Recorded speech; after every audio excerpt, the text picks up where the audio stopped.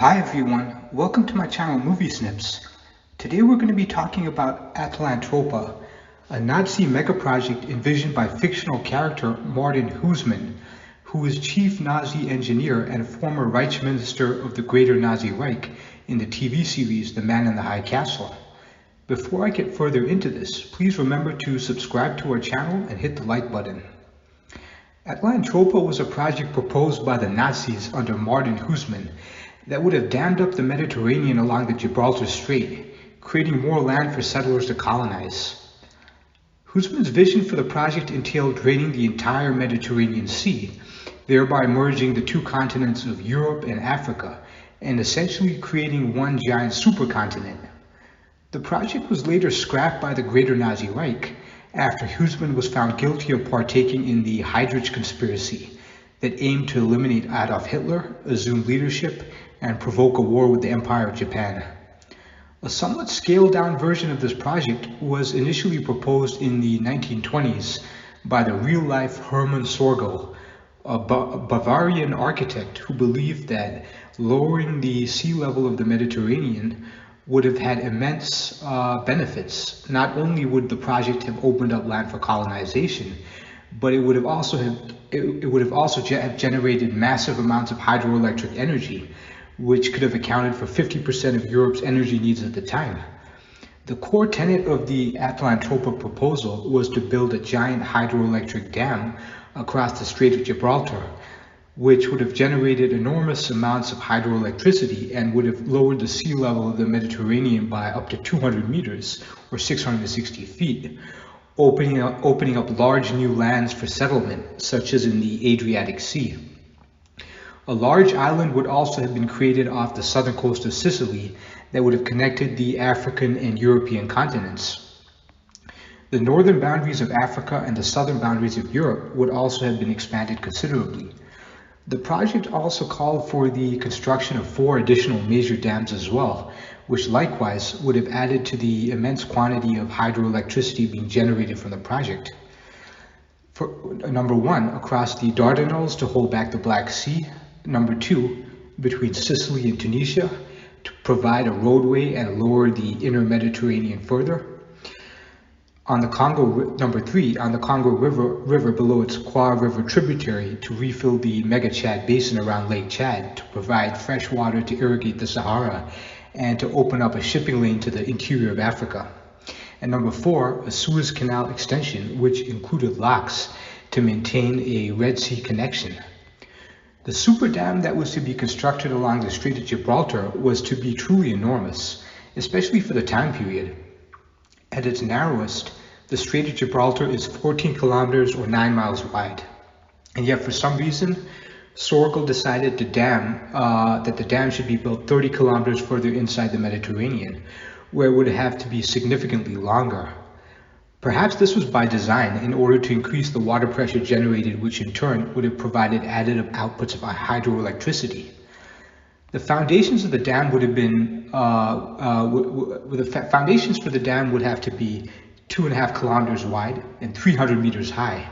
It would take 10 years to complete and 200,000 workers laboring in 4 continuous shifts. The dam will be crowned by a 400-meter high tower. Calculations at the time cast doubt on whether there would be enough concrete in the world to complete the gargantuan project. The giant Strait of Gibraltar dam would have accounted for almost half of the project's energy production, with the other 4 smaller dams producing the remainder of the equation.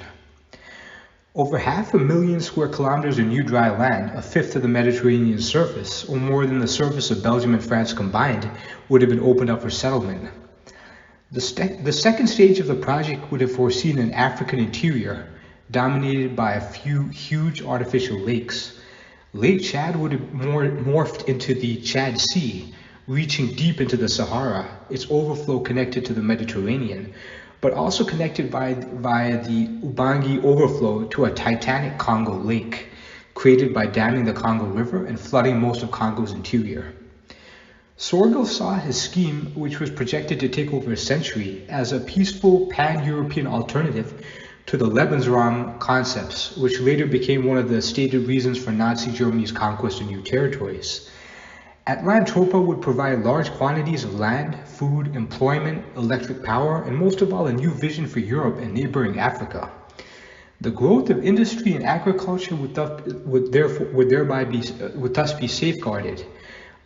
He believed cheap hydroelectricity was the answer to a future in which non-renewable energy sources such as coal, oil, and gas would inevitably dwindle to depletion. He thought colonizing new lands in the Mediterranean would unite Europe in a positive mindset towards cooperation and would help avoid another war.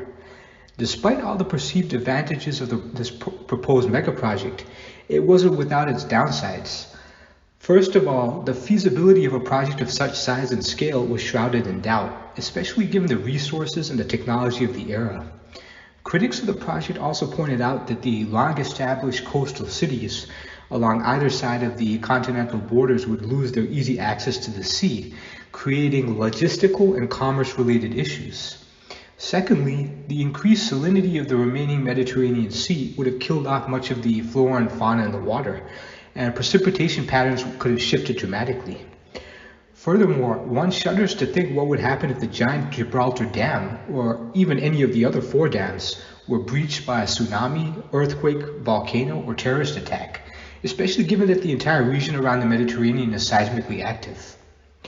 Ironically, Sörgel's ideas never caught on with the Nazis in real life, a regime whose expansionist plans were oriented more towards the east rather than towards the south. The idea did survive the Second World War, but was eventually rendered obsolete by the advent of nuclear power at the end of the colonial era.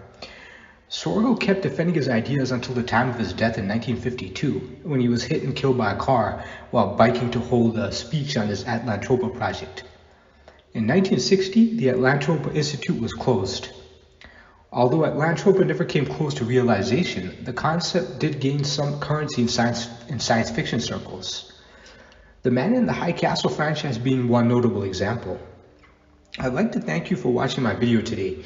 If you think I missed anything or would like to add anything to this discussion, please comment down below.